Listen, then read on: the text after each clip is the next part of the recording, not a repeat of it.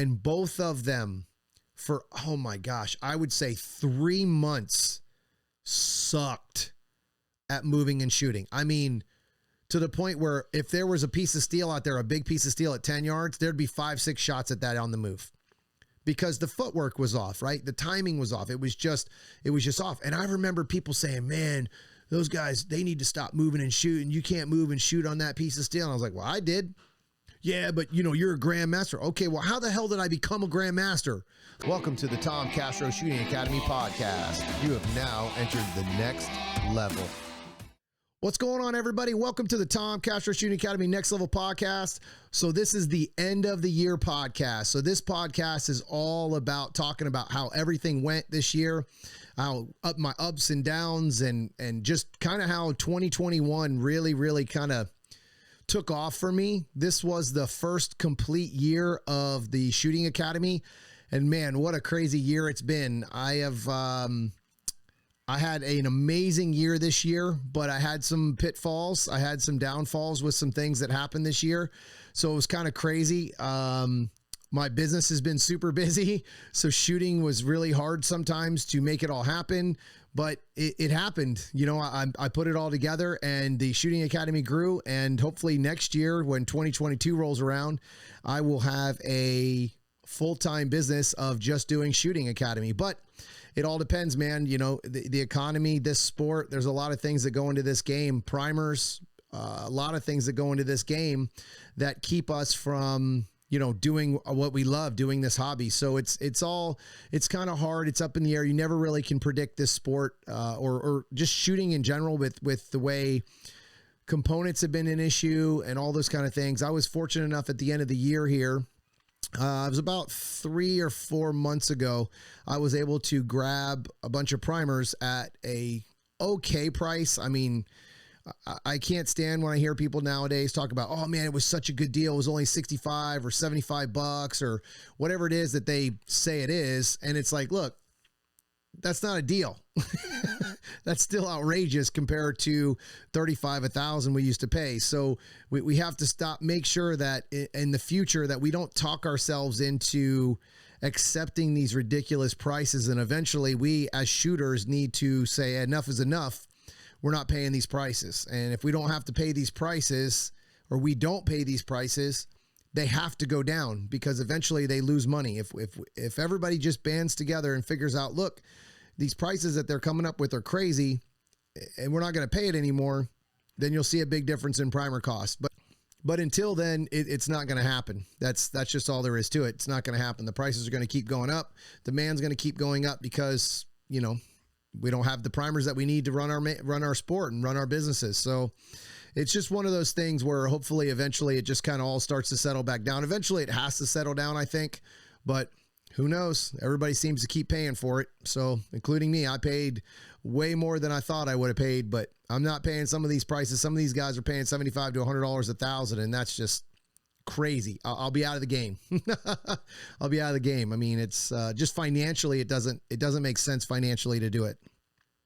This whole podcast, guys, I'm going to talk a little bit about how my year went and how I really grew this year as a shooter, and how at the end of the year, you should always go back and look at the year in a whole and really kind of see how your year went. Not just, it's not about wins and losses. I mean, that's always important, but it's not about wins and losses. It's about it's about, did you grow as a shooter? Did you learn? Did you become a better shooter? Did you figure out something that you were terrible at for the last 2 years, and this is the year you figured it out?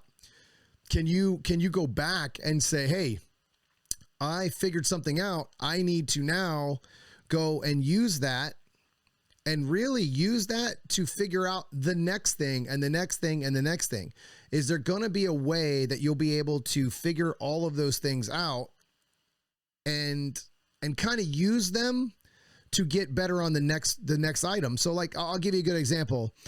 So when I first started shooting, I was always a fast shooter. Like I ran fast, I moved fast, I'd get into position fast. I would just shoot really fast, even if I didn't hit anything, but I always knew that I would slow down eventually, or learn how to contain that speed, not slow down, but learn how to shoot at that speed. So my brain would eventually slow down. So as I get into the game and I get into the sport and I'm doing better, I always would get stuck on things. And I was like, man, why can't I figure this out? And then I started realizing that it was one thing at a time. It was always about the details. So this year, this is my third year that I've been shooting this sport. October was 3 years for me. I've been in the game for 3 years. So on my third year, I really have figured out a way, or I don't want to say a way, more of like a system on how to really get better. And right now, recently, I do breakdown videos for students that are my master members for the Insider Circle. And I'm watching these shooters and I'm like, he's got it. He's figured it out. He sees it. He's figured it out. He understands what I'm talking about. Because I do a breakdown video once a month for them. So they send in their videos. I go over them. I talk over them. I throw graphics on them sometimes, and then, answer any questions afterwards. So we have a good conversation afterwards. A lot of times, sometimes I nail it. Sometimes they get it right away. And then sometimes they have to come back and go, hey man, did you mean this? Or it's just small detail things like that. So having that conversation, and it's like listening to them talk from the first time we did a video together to the last recent video. I'm just like, he's got it. He figured it out. He understands. He sees it. He's getting it. And it's such a great feeling as a coach. But then because sometimes I forget as a shooter what it's like to have that, because I'm always so focused on my students that I'm like, oh, I just figured that out. So I realized that's one of the reasons I wanted to do this video, because I wanted to sit down, and I realized that this year I sat down and I had a lot of breakthroughs this year, but I don't think about them as breakthroughs because they're not something specifically that I was doing for myself. It was a breakthrough that I would find in my coaching or a teaching of a student. But I was breaking down a specific type of drills or something that they asked for, or something that I was like, hey, this is something I always struggled with. And then I would figure out a new way to do it. I would figure out a new way to coach it. I would figure out a new way to break it down to where it's like, oh, this is so much easier if you think of it this way. Even me as a shooter, not just as the coach, but as the shooter. And I'm just like, that's it. That's what I'm looking for. That's what I need to say. That's what needs to be done. And this is how you break it down to a smaller drill.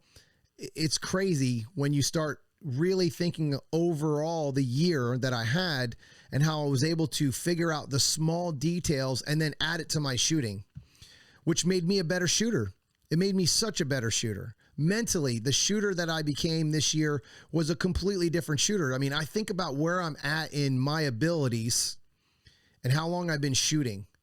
I mean, I've only been shooting 3 years, so I'm impatient. I always think that, you can instantly be great. Well, it doesn't work that way. It's hard work, it's effort, it's time. A lot of this is time. I mean, you have guys that are winning national championships that the reason they win all the time is, well, one, they're great shooters, but they've also been doing this for 20 some odd years. So, or even 15 or 10, even 10 years. Just think about what 3 years and 5 years is.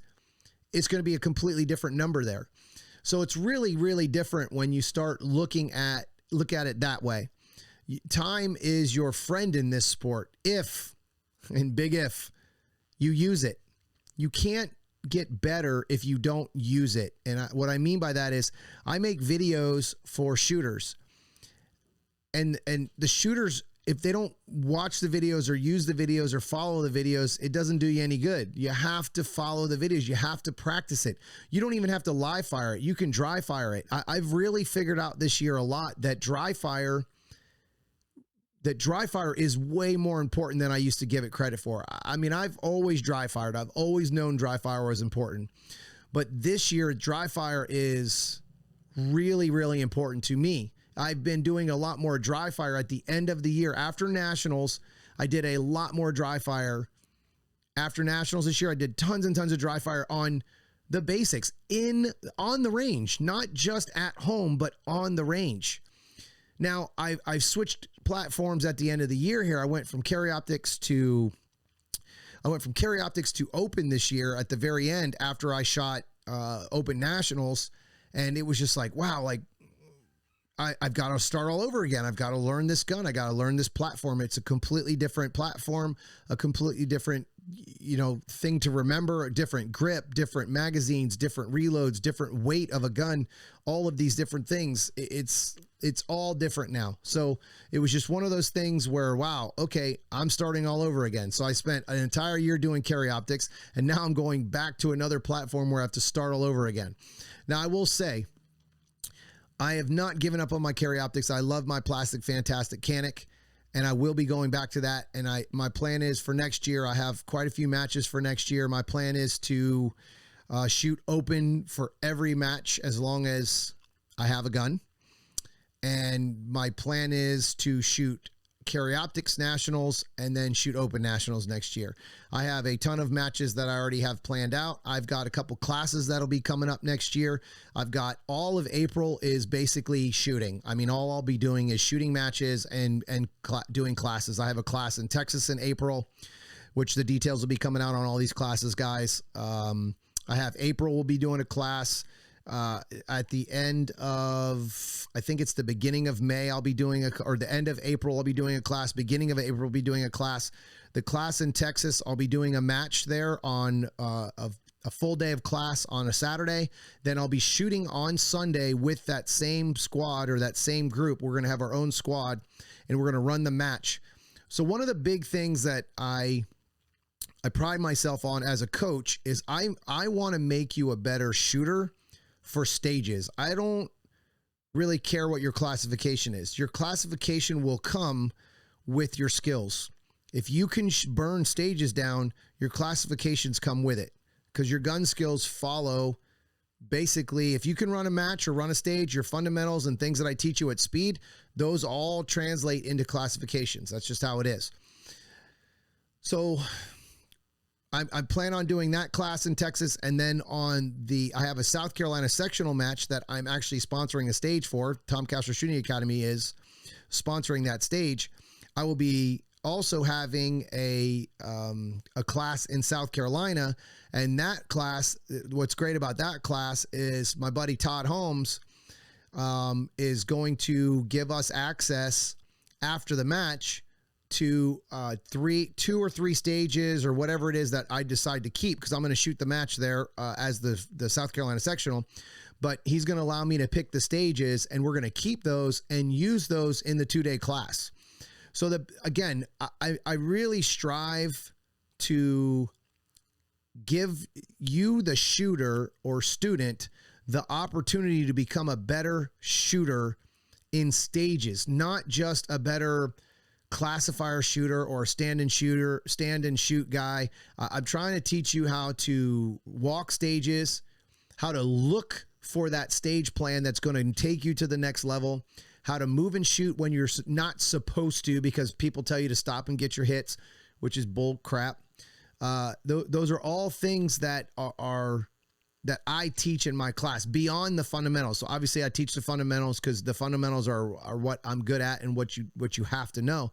But I'm teaching you everything on how to get faster at those fundamentals. Sometimes, guys, it's not just going faster. Sometimes it's about doing something more efficiently that makes it faster. It allows you to shoot slower and makes it feel slower, but you're going faster because of its efficiency. I mean, there's things, I have videos that I talk about in the draw that I talk about the draw video. I have a draw video that shows you just hand placement, just where you place your hand is going to make it faster. It's not even, move your hand faster. Okay. Well, that's obvious, but why do you need to move your hand faster? Why? Okay. So you need to move your hand faster to grab the gun. Well, how do you do that more consistently? Right? If you have to if your hand's in front of your gun and you have to come back and then up, you're going to be slower. Because you're adding an extra, let me rephrase that. You might not be slower, but you will definitely be more inconsistent because it's going to be harder to make 2 or 3 movements compared to just one straight up, one straight down movement to that gun. It's like, so the way I draw my gun is almost like a pluck or a scoop draw, but I pluck it. So, but the scoop draw for me, I just come up over the top of the gun instead of straight through. So that's the difference. But my draw is straight up, straight down. I don't have any back and forth. I don't have any, hand's not in front of the gun. It's not behind the gun. It's directly right where the grip is, my knuckles there, and I never have the beaver tail. Everything's just there where I want it to be. That all comes from setting up your gun, or setting up and being prepared and learning those tips and quick things that I teach in the Insider Circle and in my classes. So I have all kinds of stuff planned for next year with classes and so on and so forth. So my other goal this year was to really grow the Insider Circle, the content, not just the members, but the content.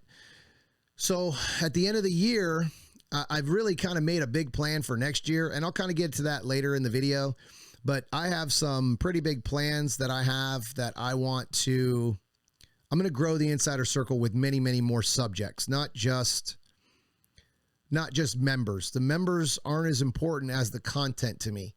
I want to have super, super, super detailed content, and then the members will come because the content's there. I mean, it's already there, but I want to add even more. I have a lot of videos in there now, but I'm starting to do a lot more detailed videos. I'm adding more detailed videos. I have subjects come up all the time. It's crazy how you would feel like the more videos I made this year is the more like, man, I'm going to run out of stuff to talk about. And I never do. There's always something every week that comes up in this sport that I'm like, oh, I need to talk about that. That's a Mindset Monday. I need to talk about that mental part that I had to figure out there, and all those things, changing guns. I made a YouTube video this year on Recoil Springs. I mean, it wasn't scientific. I just held the gun and figured out what I liked and showed in the video how the gun recoils and how it doesn't recoil. And those are all different things that you have to use and learn in this sport. So I try to make sure I share that stuff with you guys because hopefully it helps somebody. If it helps just one person, then it was worth the time for me to break out the videos and do the editing and all that stuff. So, but again, this year, I would say this year it was a good year. I'm a little frustrated with this year because there was some non-shooting USPSA related bullshit. I'm just going to say it straight out. It was straight up bullshit this year. There are people in this sport that just cannot leave others alone. They love to mess with people. They try to get them kicked out. They make things up about people behind their back. There was some suspensions this year that I thought were ridiculous. There's a lot of things going on in USPSA this year, and it's all seemed to accumulate at the end of the year here, that it's all kind of coming to a head. But if you don't think that USPSA at this point can just not, the suspension thing really bothers me because you spend a lot of time and a lot of money busting your ass and getting good at this sport. And if somebody doesn't like your personality, they can kick you out of this game. I never talked about this publicly. I don't know why I'm talking about this now, but I guess it's just been something that I've really wanted to get off my chest for a while. So the Brandon Rader thing, where Area 5, when the DQ uprange, I know Brandon. He's a pretty good dude. I don't know him super well. We're not best friends, but I've met him and talked to him many times. And I've also talked to him personally about what happened. I'm not here to defend him. I'm not here to make an opinion about what he did afterwards or his comments or anything. I don't care. That's not my place. That's not my place to defend him. I'm not going to get into that. But what really bothers me is that when someone DQs in this sport, why aren't every single one of them DQ'd for a year? If you're going to treat one person completely different, then you have to treat them all the same. You can't treat people different. If the guy DQs, what's the difference between that DQ and a DQ over the berm? No one knows where the bullet went. It's still a DQ. It's still a DQ. There's no difference. This is some of the stuff that bothers me about this game is they DQ'd him or removed him from the sport. They removed him from the sport. How do you remove somebody for a DQ? So I was told, and I've talked to many people, I was told that he was removed because of his attitude at the end of it, as if he didn't give a shit. Well, I hate to tell you, but there's a lot of people that have shitty attitudes in this sport, and they're not DQ'd and not removed from the sport. There's a lot of people with really bad attitudes in this sport, including people in charge. And nobody gets rid of them. There's no rule in this sport that says you have to have a good attitude, that you have to be nice to people, that you have to be liked, you have to be popular. There's no rule. So how does he get removed from the sport? Again, just my opinion, doesn't mean anything. I am not condoning what happened. I would be very upset myself. I was not happy that some of the responses that he gave, but he was also provoked in many ways. But we all seem to forget that when people go on the internet and make memes about you and talk shit about you, you're supposed to just take it and not say anything back. So that's kind of where I'm at with that. There's a lot of things in USPSA right now. Just remember the word disrepute. Disrepute. At any point in this sport, guys, they can remove you for not liking the color of your shirt. They can remove you for pretty much anything they want. So if you're a USPSA shooter, you should probably pay attention to that. Because it's something that they absolutely are doing and getting away with. There are memes that are out there, not even memes. There are screenshots of conversations with people in charge saying that you're in disrepute. That is a straight up threat to our sport and to you as a shooter. Now, I don't get into the drama. The drama seems to come to me, but I don't get into the USPSA drama. I don't care. I just want to be a shooter. I just want to coach. I love this sport. I love coaching. I just want to play this game and do what I do. But I had to get this out at the end of the year because I have been attacked and attacked and attacked and attacked behind my back more than you'll ever know, because I'll never talk about it. This will be the last time you hear about it. But just so you know, this is what goes on in our game. And there are people out there that don't know anything about who they are talking about, who they want to remove from the sport. These people don't know anything about me that are coming after me. It's amazing to me that they get away with what they get away with. But welcome to USPSA. Welcome to USPSA. All right. So back to positive, because I don't know why, but I felt like I had to dump that out and get that off my chest. It's been a very frustrating year because of that. It's been super frustrating this year for me to have to deal with those things. So I'm trying to, I think it's over. I think this year is going to, I don't know if it'll go away, because those people don't go away and those people don't grow up and they don't seem to get over themselves. But I guess the way I deal with it is I hang out with my friends like everybody else. I keep to myself. I only talk to my friends, and I try to kick their ass every time we hit the range. I always make sure that I go out there and try to outperform those people that run me down behind my back, that make things up about me. And that's okay, because when I end those matches and I'm able to keep, and they have to scroll past my name, makes me feel great. It makes me feel great because it makes me realize how petty those people are and how hard I bust my ass to become the shooter that I am. So, okay, let's go on. Sorry, it got under my skin this year a lot.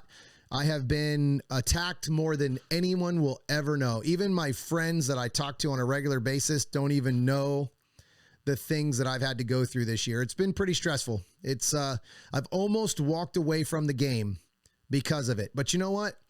It motivates the hell out of me.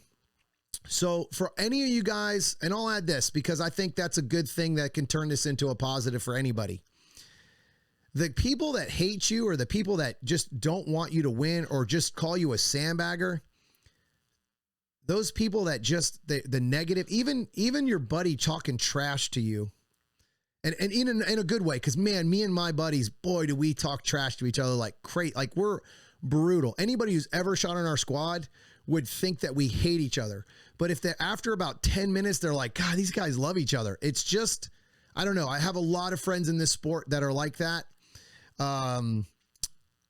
Big shout out to the Rotten Boys. Those guys, Siler, Brennan, Kyle, Yost, those guys are awesome. I mean, just a lot of trash talk to each other, and that's what makes it fun. Hammer and Sear, all those guys, Paul Kerr, all those guys are just so much fun to hang around and just trash talk each other because we love each other. It's all friendship.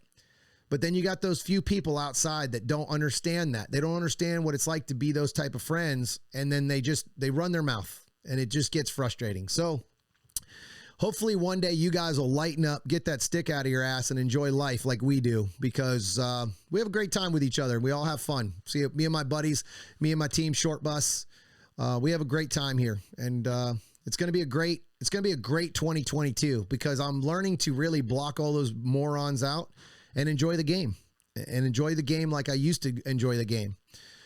So 2021, I won a lot of matches. I would say that the biggest match of my life, and actually what really, I guess, kind of cemented to me as well, because I'll tell you, I have a lot of doubts sometimes in myself, not my abilities. No, I don't really lack confidence. I know people, that's another thing I get a lot of shit about, is that I'm confident, and they call it cocky. I'm like, all right, if you want to think you suck, then that's up to you. But when you go into the sport, and there's so many things that you can mess up on in this sport. I mean, so many things you could have.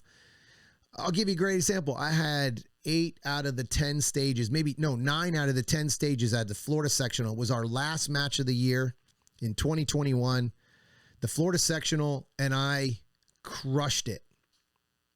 Not everybody else. I crushed it my standards. I'm not talking about anybody else. I don't ever worry about anybody else. I don't care who's there. I don't care about the other shooters. I care about me. I can't control the other shooters. I mean, there are some really good shooters that showed up to that match. I don't think about those guys. I think about my own shooting. That's it. I don't care about anybody else's shooting. That's part of what everybody has a problem with too, is that I don't run around going, oh my God, this guy's here, that guy's there. I don't care. I mean, those guys are awesome. Some of those guys, like every time Christian Seiler comes to a match, that's amazing.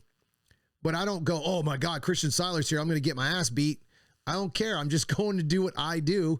And that's what he does. And I think people need to realize that that's what he does. He's there for him.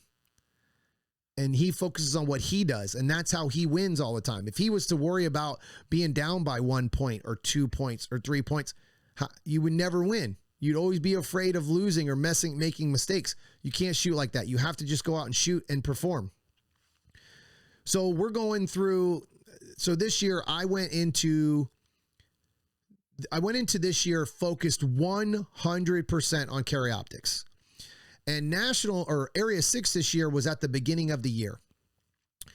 So I had picked up the carry optics. I think I had picked up the carry optics in February. I can't remember all the dates. I think I picked it up a little bit into the year. I didn't pick it up right away. So I picked up the carry optics gun. Actually, I shot carry optics the year before at nationals with no practice, and I ended up placing 16th overall. So I had no practice. I didn't draw. My reloads were really killing me because I hadn't practiced. I shot PCC the entire year and then switched over to carry optics at the very, very end. So then I shot open at the very end of 2019, or I'm sorry, 2020. So as I shoot both of those, and I was like, all right, I really like this. I'm going back to pistol. I'm going to stick with pistol. I'm really enjoying the pistol again.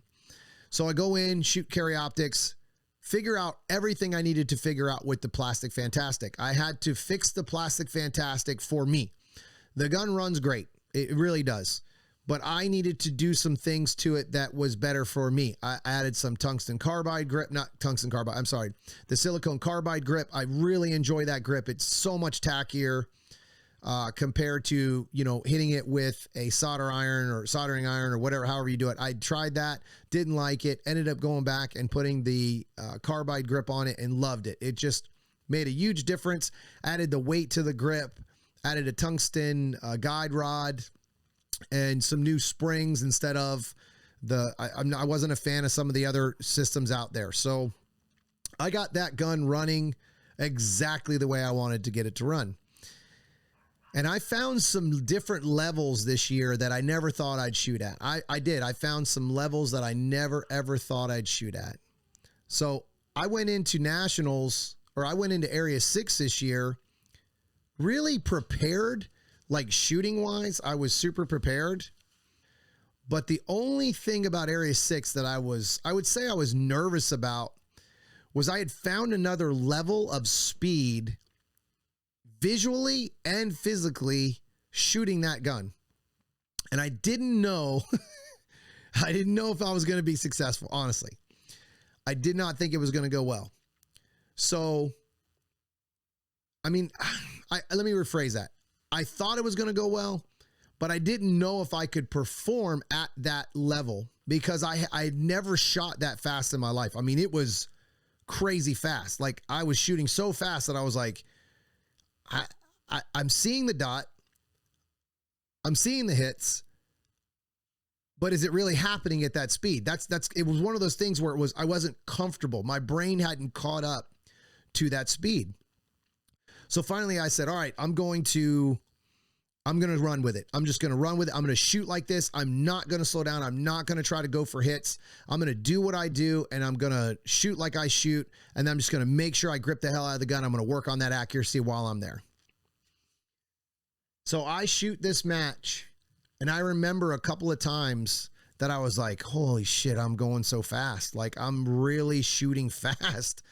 And I was like, man, it's just like, it's uncomfortable. It doesn't feel like my normal, I don't want to say match mode or practice mode. It just didn't, I had never shot that fast before.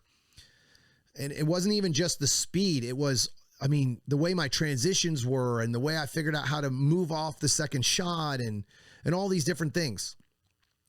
So I go into that match and I shoot the match and I win high overall in carry optics. And I was like, holy shit, I just won Area 6. Like, the first time I ever shot a major match with carry optics after practicing, because obviously I shot one at nationals the year before, but the first time I picked up the gun, I went to Area 6 and shot that match and won high overall. I was like, oh my God, I did it. And it's funny because a lot of times I win matches, I don't go back and look at the matches, or I don't enjoy the win. I just go, okay, what's the next thing I need to work on? I don't sit back and go, I won, like I won. That's awesome. That feels great. Like, cool. Look at this. I won. I don't do that. I never do that. I just grab the video camera or grab those videos and I go, all right, cool. Time to get to work. It's weird. It's not good. I should enjoy it. And I do enjoy it. That's why I keep doing it. But I didn't really look at it. I don't sit back and look at it. That was the first match I've ever shot that I remember driving in the truck with my buddy Craig.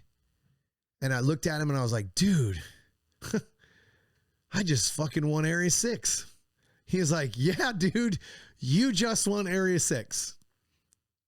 And I was like, man, but I shot like this. He goes, dude, you just won Area 6. And I go, all right, I won Area 6.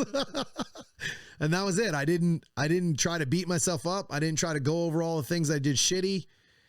I didn't go over my hits, nothing. I just enjoyed it for the day. For the rest of that day, I had a big grin on my face. I was like, yeah, dude, I just won Area 6. Like, holy shit, I'm good at this. Like, I truly can tell myself I'm good at this. I beat some very, very, very good shooters that day. And it gave me a confidence that I cannot explain on this. I mean, the confidence that I gained from that wasn't confidence that, oh yeah, I'm the best shooter, I can beat anybody. It wasn't that. It was that the confidence was I'm on the right track with my training. My coaching program is working. Because a little secret, the coaching program that I teach is the program that I use. I don't have like this program that I have like a secret side stuff for me. I give all of my secrets because to me, it's like, look, I want my students to be more successful than me. Now, obviously I don't want to lose to them, but if I do lose to my student, I did my job, right? I did my job. That's exactly what it's about. I did my job. So that's the way I look at it. I don't look at it, oh, I can't let that guy have this secret because I give it all away. I don't care. To me, I don't care. I give it all away. It's not, I don't play mind games like that. I just play straight up, and it's you versus me. Who best man wins. Even that day. Sometimes you're not shooting well. I'm not shooting well. It doesn't make you a better shooter or me a better shooter. It means that you just didn't shoot well that day. That's all. It's just how it works. It's called sports. It's just like NFL teams that beat, like the worst NFL team beats the shit out of the best NFL team in league score wise. It's like, oh, well, does that mean they're better? No, they just better that day. So it was a big jump for me. So I come out of that and I go to the next match. I think it was South Carolina was the match right after that. And I shot that match really, really well. But I really discovered that speed that I was shooting at Area 6 was now my new pace. I could shoot that carry optics gun like I was shooting my PCC. As long as I focused on the fundamentals of what I do and the fundamentals of what I teach, that was the key. So as I learned and as I got better, I realized that you can't slack off on those fundamentals no matter what you do. You have to stick to those fundamentals. It's just doing those fundamentals at speed now. So I think I can't remember when the dates were of the JJ class, but this year I have he moved to Florida. So this year I had an opportunity that I think somebody dropped out, or there were two people that dropped out, or they didn't have two people filled into that class, which is unusual for JJ. His classes fill out, I mean, almost instantly. So I was like, you know what? I'm going to pay for the class. I never paid for a coach before. I've never believed in a coach until I met my buddy Dwayne Spires. And it's amazing how important that coach has become in my life, because I have coaches in all kinds of things in my life now. So when it comes to the videoing, I went into a video coaching program where there's a program where it teaches me how to do the videos, the editing, editing, not so much. That's kind of just a YouTube thing and then me learning. But everything that I learned when it comes to the videos, the cameras, all those things, the equipment to use, the podcast equipment, everything is all in this video program that I have that I paid for out of my money to teach me how to do this.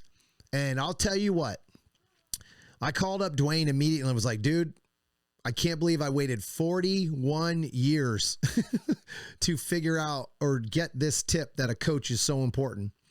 And then I think about how important or how far I would have been if I would have went to a JJ class at the beginning, or a Tim Herron class, or any of these guys that have been out there before me. And I realized, like, and we coach differently. We really do. We all coach differently.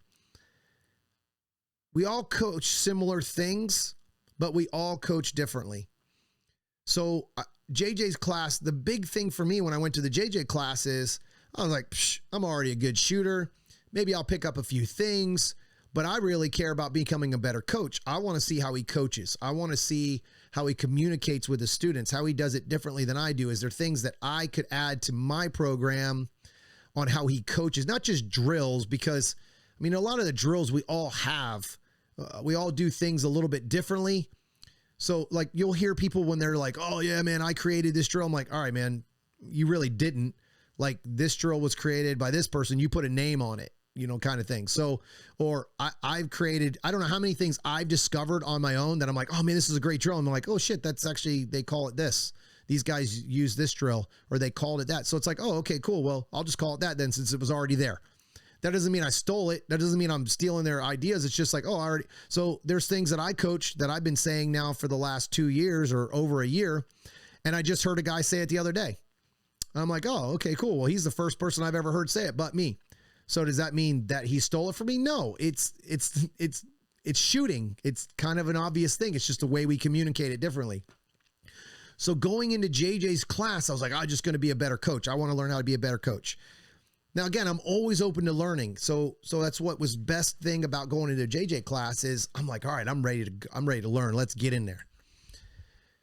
So I'm probably really hard for a coach to coach, because I'm a guy who I want to be coached. Like, I want to fail and make mistakes.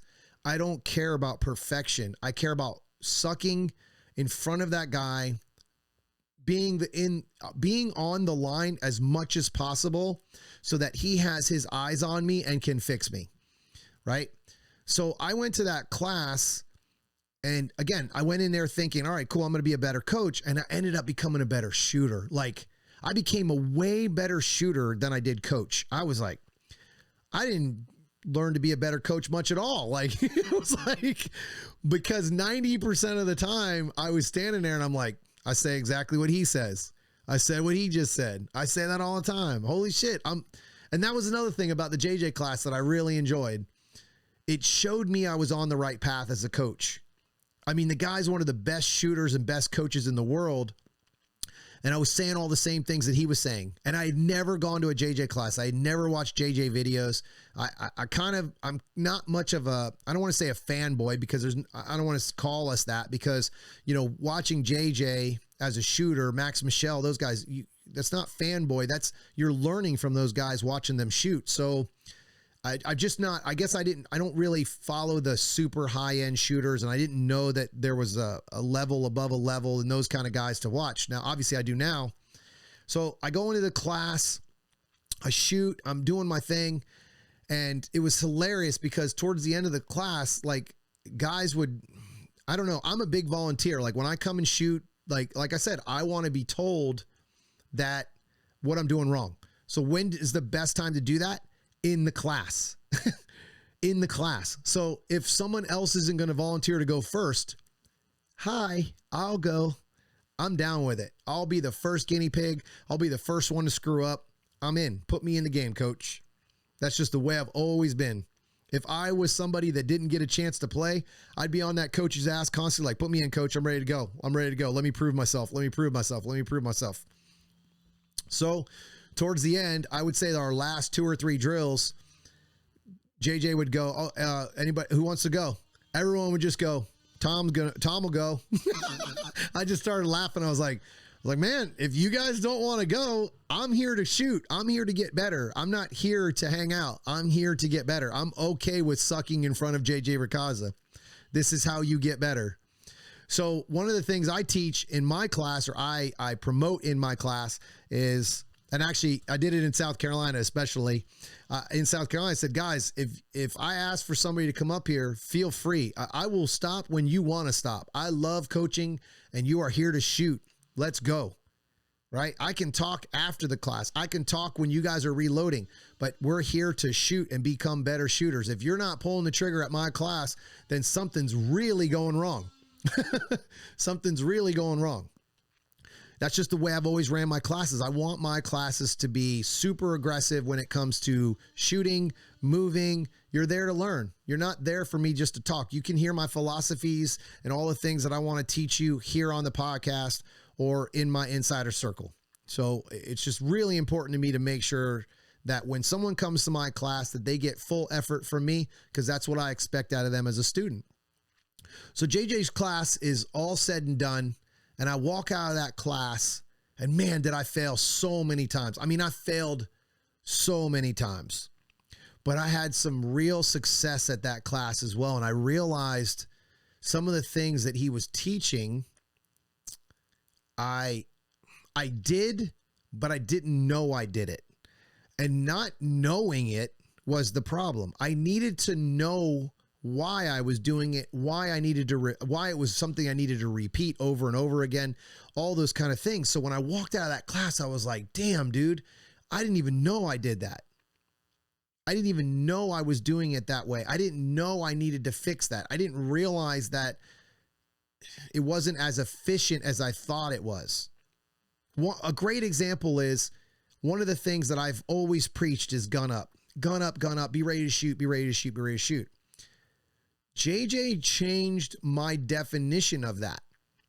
So, and I'm pretty sure he said it, or maybe I've just added to what he said, but I'm almost 100% certain that he said it. He probably didn't say it this way, because this is the way I talk.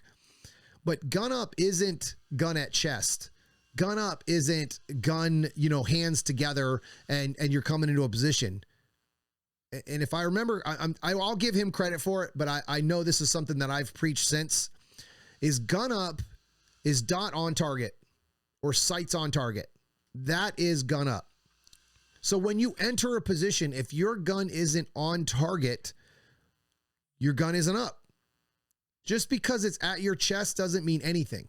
You should have the gun up and pressed out, ready to go, and be ready to fire as soon as you get into bounds. If you're entering or exiting if you're entering in bounds, or if you're entering into a position at the very end or a corner or a port, whatever it is, if your gun isn't up and you don't actually have sights lined up, obviously I shoot a lot of red dots, so it's a lot easier for a red dot to just be there. But if you don't have that, then your gun isn't up. Then you technically don't have gun up. That's it. There's no ways around that. You just have to have your gun up or you can't shoot. It's a fact. The other thing is that he went into a lot was trigger prep. And that was huge for me because I always trigger prepped. I even trigger prepped at the definition that he said. But one of the things let me rephrase that. I trigger prepped and I already knew where he was going with the conversation that he had with trigger prep, but he added something that I didn't really I've never thought of or paid attention to. Trigger prep is the preparation before the shot, not just hold to the wall. It's mind, sights, trigger finger, press. All those things. The sight picture has to be there. The trigger has to be to the wall, ready to go. You have to be ready to fire. You have to get your visual confirmation on that target and be ready to go. And then pull the trigger. Not just hold to the wall, red dot or sights lined up, pull trigger. That sounds great. But are you actually prepped for it? Are you actually mentally paying attention to the dot? Are you or the target?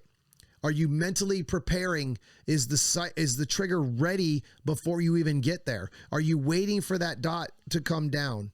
Is it there? Is it there? And has the dot stopped? Are you sweeping the target? Is the dot moving up and down? All of those things come into prep now. It's no longer just hold my finger on the trigger and pull the trigger, because that's not technically prepping. So it's preparation for the shot. That's what trigger prep is. It's preparation for the shot. That was a huge statement from him that I was like, oh, boom, head exploded.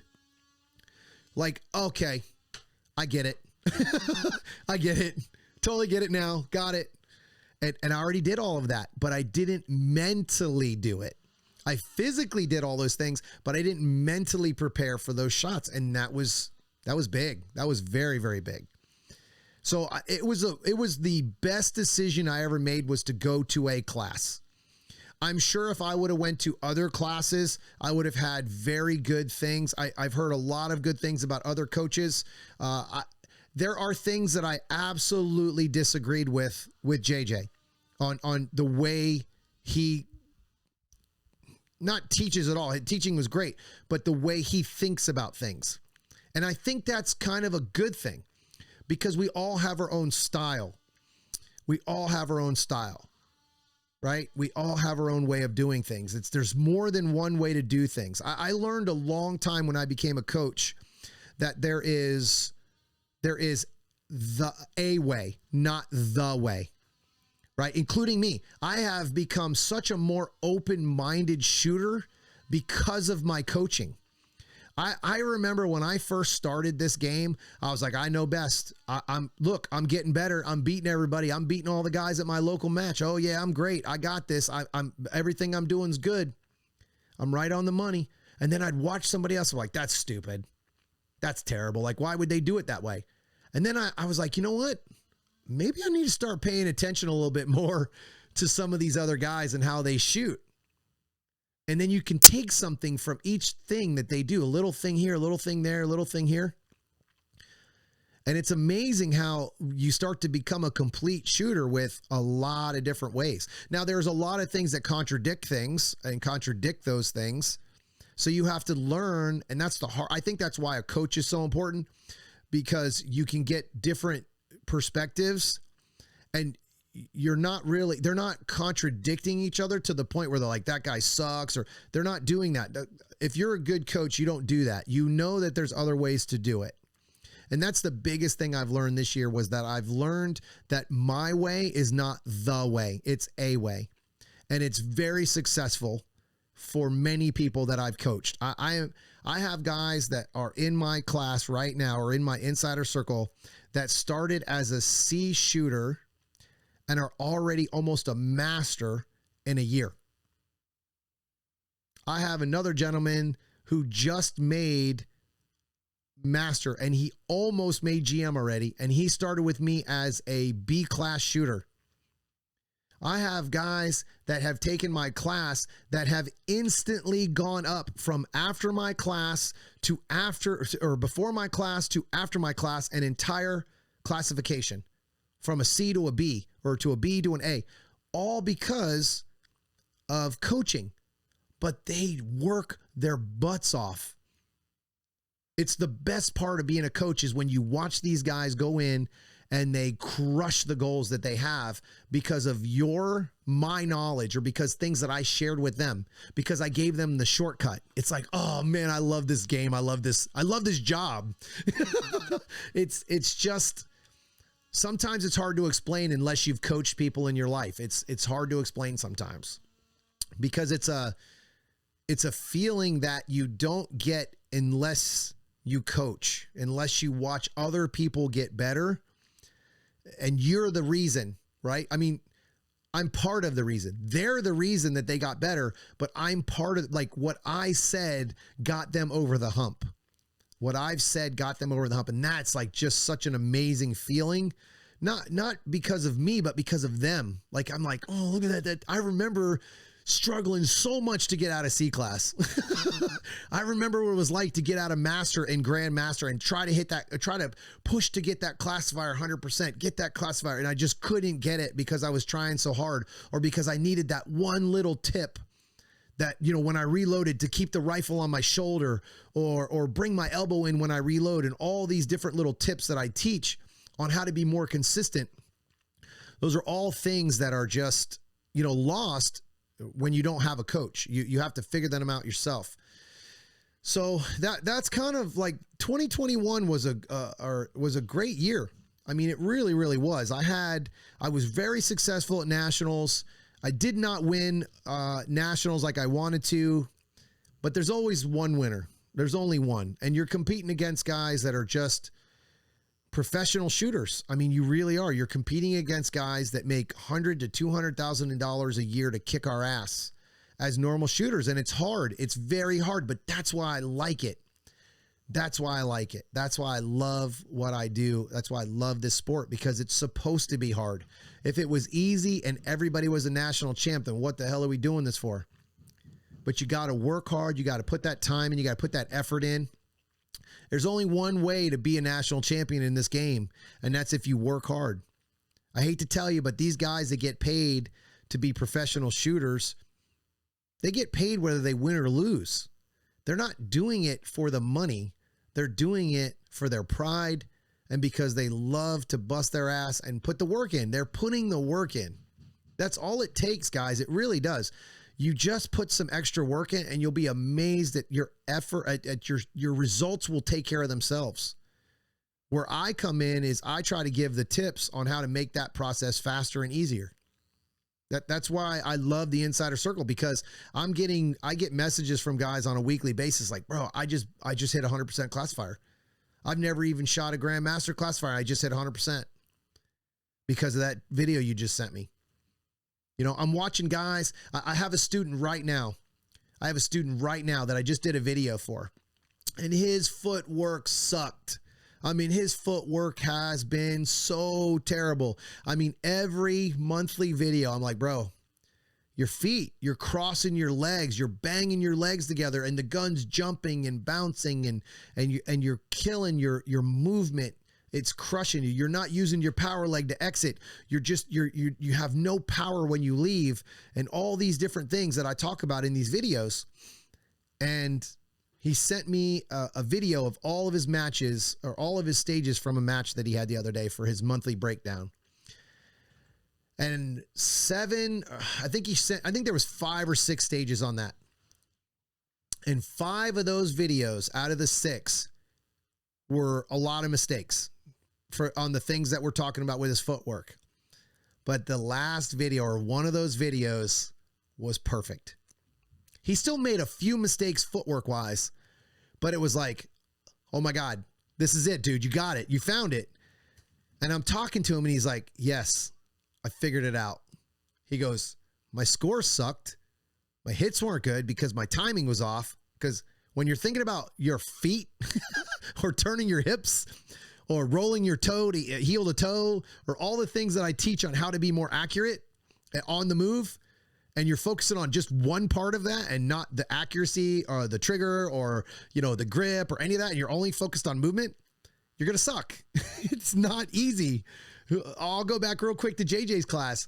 JJ taught me on how to square up coming into a box. I used to come in with if I was going left to right, I would come in with my left foot, land in the box, and then bring my right foot in from out of bounds. So I would cross my feet. I would cross my feet and cross my legs, which I always knew never to do when I'm moving and shooting. But I learned that as a shooter, especially with PCC. But as I would enter a box, I would always enter with my outside foot instead of the one that I wanted to be in there.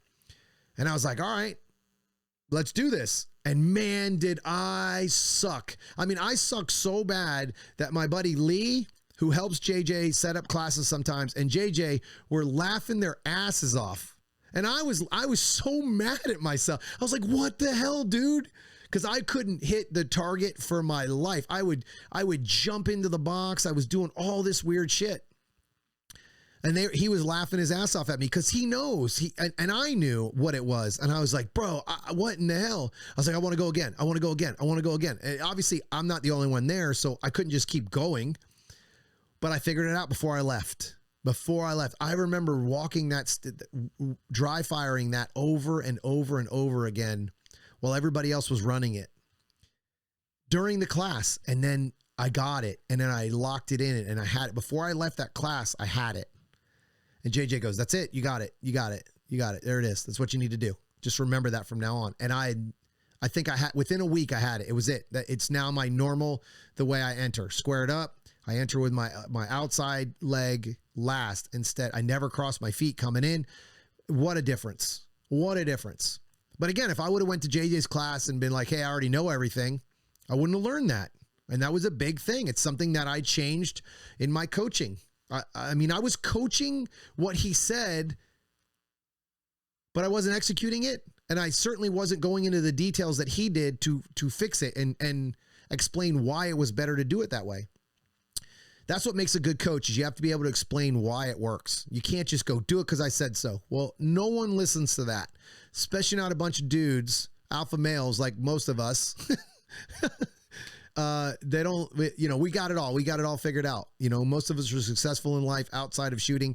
And this is our hobby that we suck at. We want to get better at because we want to be successful at everything we touch. So those kind of drills or those kind of moments are when you're like, wow, all right, I got it. But the biggest thing about his video that we did, and I talked to him afterwards, we messaged each other. He goes, bro, my hit sucked, but my movement felt better. And I said, it doesn't matter about your scores. He said, yep, I didn't care at all. All I cared about was I was focused on my footwork and my movement. And you could tell throughout that video, he progressively got better in the movement. And now it's just perfecting it, trying to perfect it and do it every single time, make it so it's subconscious. I would say that's the hardest part of coaching, or even as a student. You have to pick one thing. You can't pick 3, 2, 3, 4, 5 things. It's one thing at a time. That's how you get better. If you're not focused on one thing at a time, you will never get it. Because what's going to happen is let's just say today I'm going to work on my draw. Boom, boom, boom. All right, cool. Well, tomorrow I'm going to work on movement. Well, your draw sucks. You still don't have a good draw. Okay, well, all right, cool. I'll throw some draw in and then I'll throw some movement in. No, get the draw down. After your draw is done, because that's a fundamental thing that you have to do every single stage, get the draw down. Once you get the draw down, then you work on the next thing. All right, cool. I'm going to work on entering from left to right. All right, great. Okay, I'm going to just a ton of left to right entries until I have it figured out. And here's the other thing. You're always going to make mistakes. So don't think that because you make mistakes after you've figured it out that you have to start all over again. Nope. Just keep going, keep practicing. Make sure you add it into those practices. During those local matches, use those as practices. Don't use your local match as, I have to be the grand national champion or the national champion of our local 5-stage match on our monthly Sunday. Who gives a shit? Who cares? Those aren't big matches to most people. Now, there's nothing wrong with that if that's your big match, but I will tell you, you will never get better if you treat every single one of them like you have to win them. It's okay to give up a couple of those for a few months. I'll give you an example. I have a couple guys that I shoot with right now that I'm really good friends with. I run a match with them, and they're both in my insider circle. And both of them, for, oh my gosh, I would say 3 months sucked at moving and shooting. I mean, to the point where if there was a piece of steel out there, a big piece of steel at 10 yards, there'd be 5-6 shots at that on the move because the footwork was off, right? The timing was off. It was just off. And I remember people saying, man, those guys, they need to stop moving and shooting. You can't move and shoot on that piece of steel. And I was like, well, I did. Yeah, but you're a grandmaster. Okay, well, how the hell did I become a grandmaster? I didn't just wake up and become a grandmaster. I became a grandmaster because I was willing to suck for months so that at the end of it all, after the end of embracing the suck, I was going to be one of the best grandmasters in the world. That was my goal. It's still my goal. I still have matches that I'm just there for working on things. Most of the stuff I work on now at my level is most of it's mental focus stuff. Like I'm really focusing a lot more on, well, right now I'm doing a lot more gun stuff because I switched to open, but I've been really focusing a lot on that visual patience, the trigger prep, that whole mindset of trigger prep and calling my shots when I pull the trigger leaving, using the trigger as the activator to pull off the target. Not the hole in the paper or the shot, the sound of the gun. I want when I pull trigger, go, that kind of thing. I'll end on this, guys, because this is something that I'm going to grow in my insider circle a lot next year. I have some big plans to really grow my dry fire section. I want to do some live, I'm going to call it live dry fire sessions, I guess, where they're not live, but I'm on the range. I'm going to be videoing some dry fire sequences.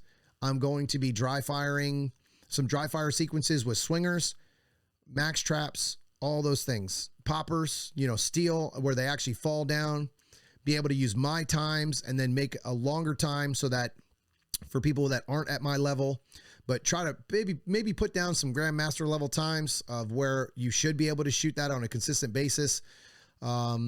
Those kind of things for the insider circle this year. So the biggest thing that I discovered this year, especially at the end, was how much dry fire really locked in my skill sets.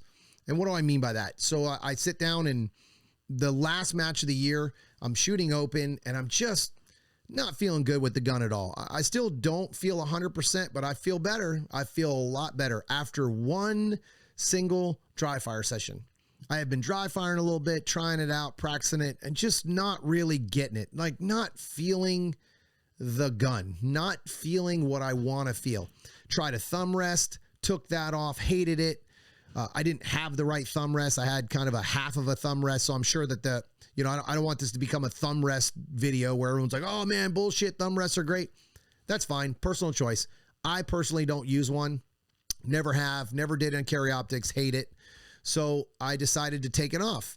Well, as soon as I took it off, I instantly got more comfortable with the gun. The other issue I had with going into that before that dry fire session was I couldn't figure out what the gun was doing. It was never consistent, or it was consistently driving down afterwards. I know some of that was my grip.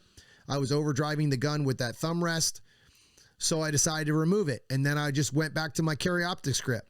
But, big but, I was shooting a 2011 compared to a Canic. The Canic has a super thin grip compared to a 2011. Well, instead of keeping with my fundamentals of pinching the gun while I squeeze it, I was just squeezing the gun.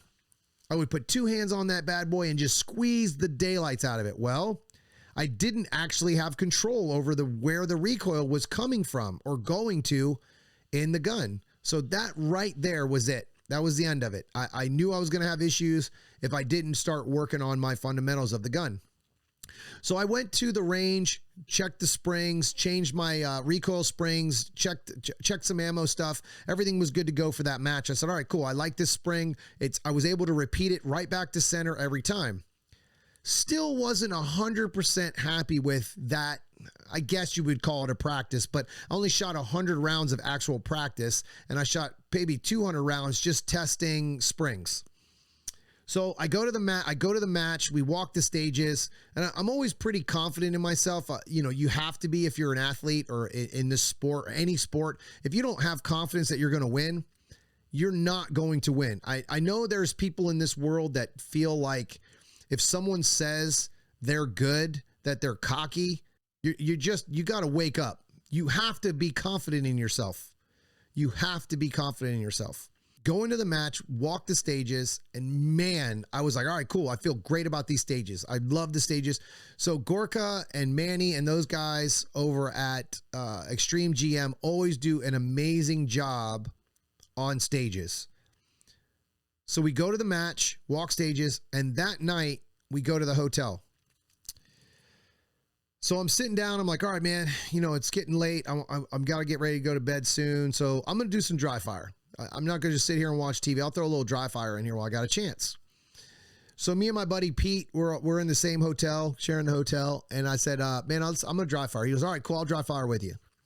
So I sit down with this open gun, and I'm not 100% comfortable with any of it, the grip, any of that stuff. The reloads and stuff are all good. Adding a 5-gallon bucket to the bottom of the gun is awesome. So I said, man, I'm going to work on my grip. I'm going to focus on my grip here. I got to figure this out tonight. I want to figure this out. Even if I didn't figure it out tonight, I wanted to do some experimenting and try to figure it out. 15 minutes of that dry fire session, and I walked out of that hotel the next morning knowing I had a good chance to win, because I really locked that grip in. I mean, I don't know what it was that forced me to work on my grip or how I changed it, the pressures, where I was going to pressure, whatever it was, I just figured it out. And I said, okay, this is my old grip with the Canic. This is the old grip with the Canic.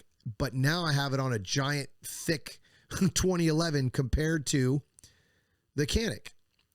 So I go to the match and I crush it. I mean, I crushed it. And there were some things that I changed at that match. I had to focus on my grip more. I focused on my grip almost 100%. I almost didn't even think about the scores. The scores took care of themselves.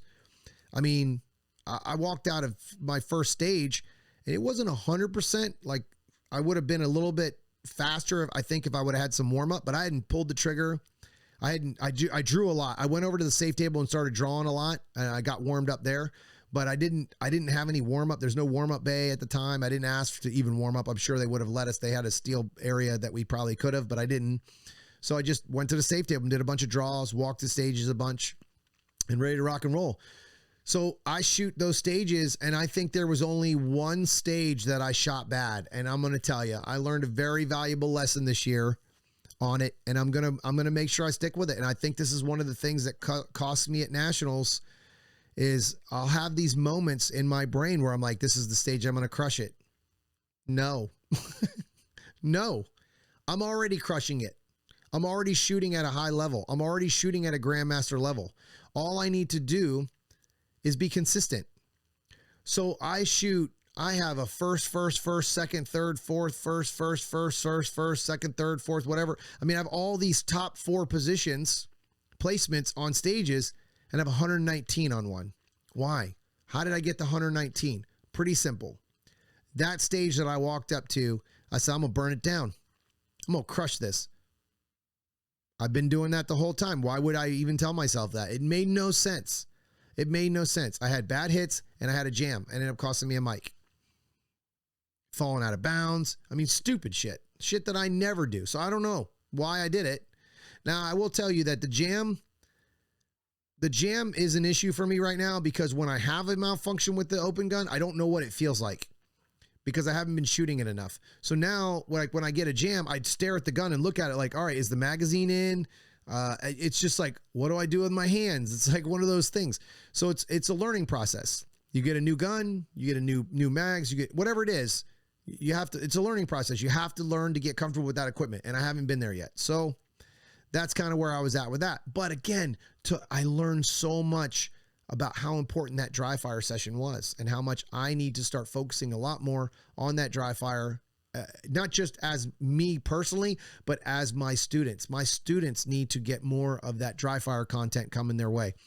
So it was just a big kind of light bulb went off at the end of the year here on everything. So it's pretty exciting. I'm super excited about 2022. I plan on growing this a lot bigger than it already is. I plan on doing a lot more classes.